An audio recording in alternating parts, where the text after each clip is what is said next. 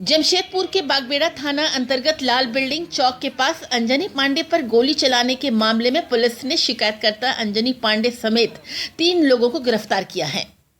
पैसे के लेन देन को लेकर राहुल कुमार तिवारी और अंजनी पांडे के बीच पहले भी विवाद था।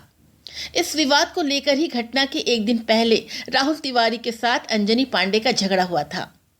इसके बाद अंजनी पांडे ने खुद से अपने ही घर पर अपने लाइसेंसी पिस्टल से गोली चला दी और राहुल तिवारी पर फायरिंग करने का आरोप लगा दिया।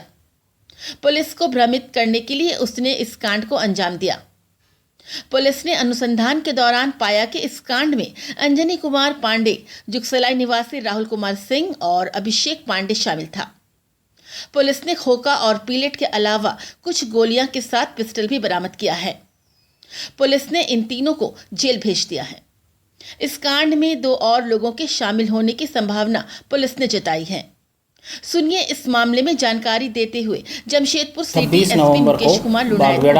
बागबेड़ा थाना अंतर्गत लाल बिल्डिंग के पास करीब 10 साढ़े 10 बजे के आसपास शाम को थाना को वहां पे मारपीट होने, हथियार का इस्तेमाल किए जाने का प्रयास करने की एक सूचना प्राप्त हुई। तो उस सूचना के सत्यापन और इसमें जो संलिप्त अपराधकर्मी हैं उनकी गिरफ्तारी और अग्रतर विधि सम्मत कार्रवाई हेतु सहायक पुलिस अधीक्षक विधि व्यवस्था के नेतृत्व में एक टीम का गठन किया गया, जिसमें थाना प्रभारी सीताराम डेरा और थाना के अन्य पदाधिकारी शामिल थे। टीम के द्वारा जब इस सूचना का सत्यापन किया गया और सत्यापन किया ही जा रहा था, इसी दौरान बागबेड़ा थाना में ही जेपी रोड में अंजनी पांडे के घर पे गोली चलने की बात एक और सूचना प्राप्त हुई। जब इसमें अब फर्दर जानकारी इकट्ठा की गई तो पता चला कि जो लाल बिल्डिंग के पास मारपीट हुआ था उसमें अंजनी पांडे कुछ लोगों को वहां लेके आया था और बिट्टू तिवारी के साथ मारपीट इनके द्वारा की गई। जब इसमें पता चला कि बिट्टू तिवारी के परिवार वाले अंजनी पांडे को कुछ पैसा दिए हुए थे, उसी को वापस मांगने को लेके इन दोनों पक्षों में झगड़ा था। तो फर्दर जब अंजनी पांडे को हिरासत में लेके पूछताछ किया गया तो अंजनी पांडे द्वारा बताया गया कि बिट्टू इसको बराबर पैसे मांगने के लिए परेशान करता था, इसीलिए बिट्टू तिवारी के घर पे हथियार लेके गए थे। और जब वहाँ पे पता चला कि सब लोग इसको हथियार के साथ देख लिया है तो ये वापस आए और इसने पुलिस को भ्रमित करने और बिट्टू तिवारी को फंसाने की नीयत से अपने ही घर पे हथियार के द्वारा 2 गोली चलाई। उनके द्वारा जब अंजनी पांडे से और फर्दर पूछताछ किया गया तो जो इस घटना में प्रयुक्त रिवॉल्वर था वो भी पुलिस ने जब्त किया और उसमें जो 2 खाली खोखा वहाँ से मिला और रिवॉल्वर के साथ 3 जिंदा कारतूस में मिला। और अंजनी पांडे के घर से ही जो फायर किया हुआ कारतूस का पिलेट्स भी 2 बरामद हुआ।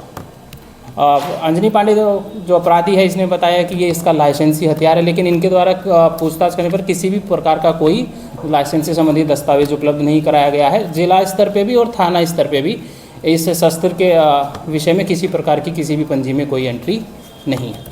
अगर पैसा क्यों मांगा करता था, वजह क्या था? पैसा उधार लिया हुआ था और इस घटना में जो बाकी और शामिल थे अभिषेक पांडे और राहुल कुमार सिंह, इन दोनों की भी गिरफ्तारी हुई है। कितने पैसे उधार लिए? 50,000 रुपया।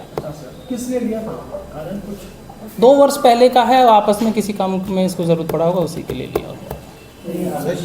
लाइसेंसी हथियार है सर, क्योंकि किसके नाम पे है? अंजनी पांडे द्वारा ऐसा दावा किया गया कि ये उसका लाइसेंसी हथियार है, लेकिन उसके द्वारा भी किसी भी प्रकार का कोई दस्तावेज उपलब्ध नहीं कराया गया। हम इस विषय में और जांच करें, चूँकि जो वेपन रिकवर हुआ है, सीज हुआ है, उस पर कुछ नंबर्स लिखे हैं, उन नंबर्स के माध्यम से भी सत्यापन करने का प्रयास करें कि ये किसके नाम से लाइसेंस निर्गत है। सर आज मानगो का घटना